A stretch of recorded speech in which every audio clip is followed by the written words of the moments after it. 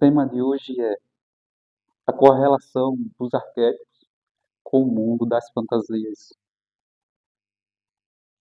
É lógico que quando a gente começa a falar sobre esse tema da correlação dos arquétipos com o mundo das fantasias, não é muito, como posso dizer, científico, concreto ou correto. É basicamente uma teoria de como que funciona, né, essa comunicação dos arquétipos, né, com o mundo mental, o mundo das fantasias, né? Como que seria isso? Como que seria essa ideia, né? A gente sabe que o direcionamento do canal é uma ideia assim mais ligado mesmo à questão do mundo mental, né? E como que funcionaria esse tal subconsciente, esse tal inconsciente. Então a gente começa a se desbruçar na literatura que fala sobre esses temas, né? Que fala sobre esses tipos de conhecimento, para a gente tentar aqui diversificar esses conhecimentos de uma forma mais simples possível para as pessoas que gostam desse conteúdo, ok? Também já tive minhas experiências e algumas práticas para a gente chegar aqui a umas conclusões, né? E discutir sobre esses temas tão interessantes, né? Então, basicamente, para o ser humano raciocinar e pensar, essas informações vêm de algum canto, né? De algum local. Eu costumo chamar isso de mundo das fantasias, ok? E as ideias que eu vou aqui traçar e trazer são ideias de cunho ainda metafísico, ok? Eu tento dissertar essas informações e colocar pelo cunho mais cientificamente possível, mas não é científico 100%, ok? Mas mesmo assim eu tento explicar como que funcionaria essa correlação dos arquétipos com o mundo das fantasias, né? E basicamente essa ideia de arquétipo é uma ideia que já vem ali de tempos antigos, de Platão.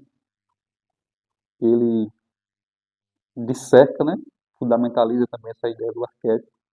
Eu acredito que basicamente também essas ideias já vêm, somente esse silogismo, de algum local também. Platão disseca, né, e diz que o arquétipo é um modelo de algo para definir um padrão, ok? Arquétipo seria basicamente isso, seria uma linguagem pré-definida para definir algo, ou seja, uma espécie de batismo, ok? Uma espécie de alcunha. E o mundo das fantasias aqui que eu falo seria o mundo das ideias, que os próprios gregos, né, esses filósofos antigos ali da cultura helenística, tentavam compreender, né? Seria um mundo onde que a perfeição se encontra e tem mais qualidade nessas camadas né, desse mundo das ideias, né? Onde que as ideias estão nesse local e passa a ser difundida ao longo do tempo pelo homem, ok? A gente começa a dar modelo e arquitetar, né, esses arquétipos e codificar e materializar ele da forma desse mundo concreto, né? Dar nomes, teorias, né? Direção a esses modelos, né? Essas formas algorítmicas que a gente encontra aqui na realidade compartilhada. E esse mundo das ideias teria uma correlação com essa realidade compartilhada ancestral, ok? Onde que a linguagem original deriva desse mundo das ideias, né? Que seria esse mundo das fantasias que eu procuro analisar e entender. E a partir desses entendimentos, o ser humano vai modelando e estruturando a realidade que ele vive, né? Que eu chamo de realidade compartilhada. Então, basicamente, essa comunicação do arquétipo com o ser funciona a partir de algum tipo de insight, certo? De insight que vai dando direcionamento para essas pessoas que ali se concentra e se conecta com essas ideias. E a partir daí que tudo isso vai ocorrendo naturalmente, né? Porque esses indivíduos se conectam a algum tipo de ideia arquetípica do mundo astral, né? Esse mundo das ideias, nesse mundo metafísico que esse tal Platão tanto falava, né? E ali observava também o Sócrates. Segundo Sócrates, existia esse mundo das ideias, né? Esse mundo intangível, que dava estrutura e formação ao mundo tangível, ao mundo que a gente conhece, né? Nós temos essa correlação, ok? Então, os arquétipos, basicamente, seria os deuses da cultura helenística, certo? Seria Ares, Zeus, Atena, Vênus, Saturno, né? E assim, vice-versamente, que são muitos, né? Que tem na cultura helenística, né? E até um certo tempo, os gregos adoravam esses formatos, né? Que eles chamavam de deuses. E também na Terra existiam os portadores dessa sabedoria, que eram os semideuses e esses sacerdotes, e alguns seres humanos, e se afinizava com essas linguagens, né? Se aceitava se direcionar por essas linguagens. Que é lógico que mesmo o indivíduo não estando tendo uma correlação, ou mesmo estando institucionalizado, as pessoas tinham uma regência, tinham uma votação para algo, né? Então, basicamente é isso. Essa comunicação, ela é real, né? Ela existe, mas sendo que é uma comunicação, assim, metafísica, ok? A alma, ela reside e vem de alma, né? E há uma conexão com um mundo mais abrangente, né? E ali se ocorre algo, né? Que a linguagem mais atual seria o inconsciente coletivo, onde que existia diversas linguagens, dados, né? E o ser humano passa a fazer esse backup a partir do filtro da consciência, esse material organizado, né? Para dividir a realidade compartilhada do mundo das fantasias, né? Que a própria realidade que nós conhecemos seria basicamente essa ideia da gente ter esse respeito ao mundo concreto, né? E respeitar essas limitações que o ser humano tem, ok? Que é natural dele. A gente vê que o mundo das ideias, o ser humano é um pouco mais livre. Há limitações lá, há leis que regem o mundo astral, né? Mas há uma diferença. É uma correlação, mas há uma diferença, sim, de mundo para mundo, né? Então é isso. Quando a gente começa a falar desses mundos, né, astral, a gente começa a tocar nessas ideias mais metafísicas, né? E cada um se baseia em uma teoria, né? E vem também ali a questão também do povo sumério, que se correlacionava, né? E basicamente daqueles povos antigos ali, era basicamente seres astrais, que era regido literalmente pelos esses arquétipos, por essa linguagem mais antiga e primitiva, até mesmo desconhecida para o conhecimento antropológico, ok? Basicamente, ali os sacerdotes eram os principais homens da época para fazer que essa linguagem, essa comunicação fosse disseminada, difundida naquele, naqueles, naquela sociedade, né?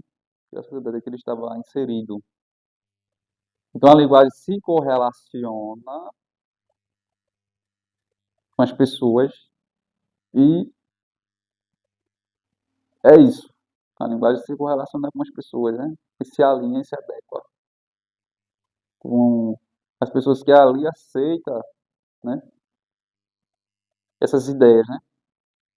Esses receptáculos que recebem esse conhecimento e ali compreendem. e começa a cunhar esses conhecimentos no mundo compartilhado, ok? Então a ideia ela pode se tornar concreta desde que exista o recebedor, né? O nome Cabala vem do sumério que significa receber, ok? Então o ser humano seria esse templo, né? Que recebe esse conhecimento mais astrológico, né? E basicamente há indivíduos sim que são condicionados, que vêm para esse mundo, que são basicamente seres astrais, seres astrológicos dentro de um receptáculo que não respeita muito os outros direcionamentos dos outros arquétipos, ok? Então, basicamente, um ser representante da ideia de Ares, que ali rege, que ali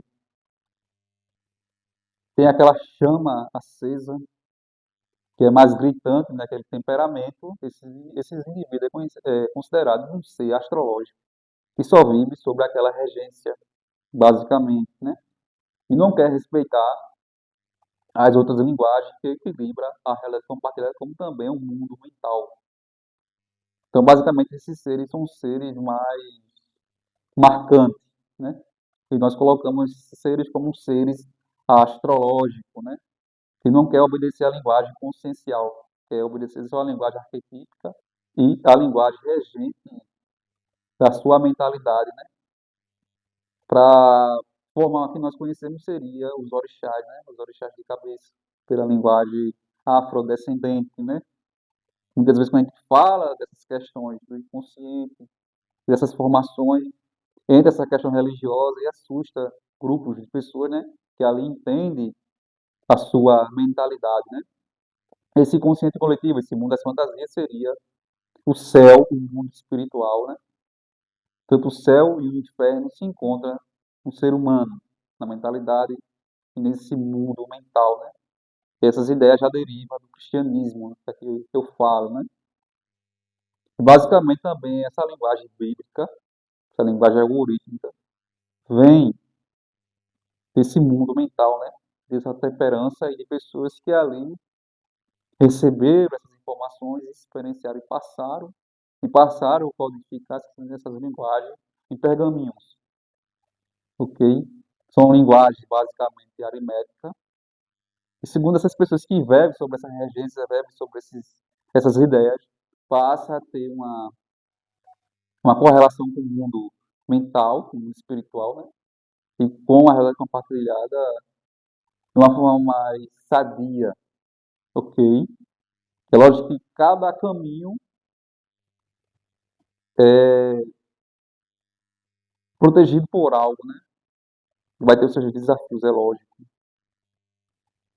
Mas, basicamente, essas pessoas que têm esses conhecimentos têm um direcionamento com mais consciência e mais inteligência, ok? E há pessoas que entendem toda essa árvore, né? Era muito comum os indivíduos fazer orações e se refugiar em árvores. Inclusive, ele usa também na cabala a árvore, os galhos, né? Os troncos como um simbolismo para ali eles relacionar conhecimento, né? Uma cabala que se baseia nessa questão como a árvore da vida, a árvore da morte, para simbolizar conhecimentos, né? Ali atribuir conhecimentos e ali ficar selado e só ser aberto a pessoas que realmente estão aptas a entender, né? E receber esses conhecimentos cabalísticos, ok? Então, para a gente entender esse mundo das fantasias, a gente vai ter que mergulhar nesses conhecimentos antigos, ok? E entender esses emaranhamentos, né? Essa linguagem esotérica que aí existe da, dos conhecimentos metafísicos. Ok, pessoal? Espero que vocês tenham gostado e até a próxima.